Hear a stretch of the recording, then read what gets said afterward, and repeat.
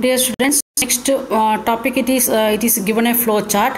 So take your notebook CW and make that flow chart. Pause your video and make it slowly. First one, it is earth movement. That is the major topic. Then we studied about two types of movement. That one is endogenic and exogenic. Please make that one the same flow chart what is there in textbook.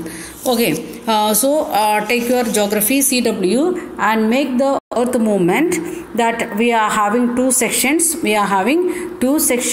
One is exogenic and one is endogenic. So then downside you can draw that one. Endogenic, what are the movements? Endogenic means from inside we are getting, and what are they? They are sudden forces and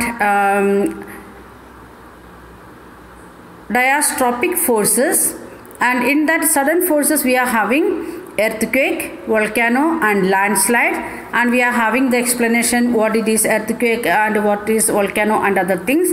Then next one, diastrophic, that is the building mountains, how the formation of mountain happening like that. We studied that one in 6th standard. Himalaya is the young and folded mountain like that, how it is developing. That thing, it is part of the endogenic movement. The next part, it is exogenic movement. And exogenic movement we know erosional and depositional, that because of wind, river water, sea water and glaciers. So 4 factors it is affecting. In other words, we can say river, then wind means water, wind, movement of the ocean, then movement of ice, like that we can say. So we are having two types of forces. Please draw it now itself. Please draw. Okay, make it first big column. That one is the heading, that is earth movement. Then again it is divided into two, endogenic and exogenic. What it is? First one endogenic, from inside. The next one exogenic, that is from outside. Okay, then again endogenic divided into two. One is sudden forces, another one diastrophic forces.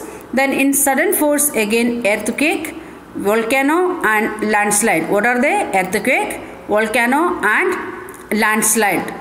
Please make it like that with the help of scale. You can make the columns, or in the form of flower also you can make it. You decide it, but the flow chart should be there in your notebook and you want to send to me that flow chart. The next one, diastrophic forces. In that we are having the division, building of mountains, how it is happening. Okay, then next side you want to draw, that is exogenic. And exogenic we are having the major one, that is erosional and depositional, that is the major one. And in that we are having 4 forces or 4 reasons for erosion and deposition. First one, it is water or river. Next one, it is wind. Then next one, sea wave or current of the sea water, movement of the sea water. Then next one, glaciers or ice. Okay, so draw this flow chart neatly and learn thoroughly, understand thoroughly, because up to 10th standard we need it. Okay, then afterwards also, when you are facing the problem of earthquake or volcano or landslide or the erosional anything, that time you can associate this one and how it is, what it is. Okay, at the same time we want to look near to our area. Are we getting like that erosion? So it means movement of the topsoil with the help of wind. Here in this Karur area we can see with wind, and those who are living near to the river, you can observe that one with river water erosion and deposition, and sea wave and glaciers it is difficult for us, so we can watch that one in YouTube only, or in net you can search and find out. But the river means not it is a big river. It is, if it is a small what we can say stream also, if you are taking one handful of soil and keeping in even taking one vessel from kitchen and keeping in that and pouring water with of because of that water, how this soil is moving from one area to other area, you can observe it. So we can understand from that, with the help of water, the erosion as well as deposition it is happening. So you can take a little bit big plate or even plastic paper and put some soil and pour water slowly and with a different speed. Starting with a very less speed, then you can increase the speed of pouring water. With 1 or 2 mug water you can do this activity, and you can see that how water soil is moving and depositing at the end of that one. If you are taking like a chart paper, like that big one plastic sheet, you can very easily do it, and you can understand how this exogenic force, especially with water and how by wind, how it is happening. And other 2 things, if you want to observe, you want to go near to the ocean, or in net it is available, you can watch it. If you need, if you are informing that one, I can send the link also.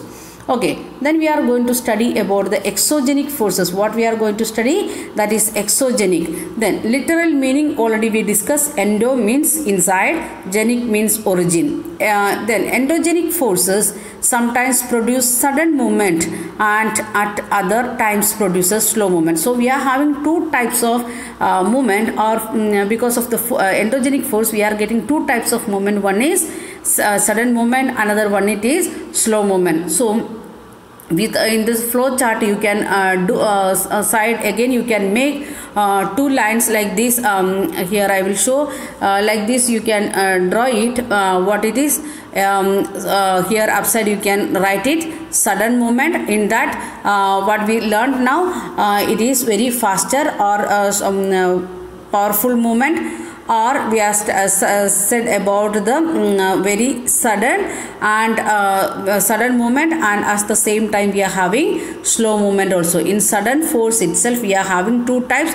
One is sudden movement, another one is slow movement. So now you add that one with the sudden force, we are having 2 types. One is sudden, because of sudden force we are having sudden movement and slow movement. Okay, add that one with your chart or this flow chart. Okay, then proceed again. The sudden movement like earthquake and volcano cause mass destruction over the earth surface. Because of volcano and this one what earthquake, what is happening? Mass destruction. Many areas we are getting, or big buildings, it is falling down or going under the lava like that.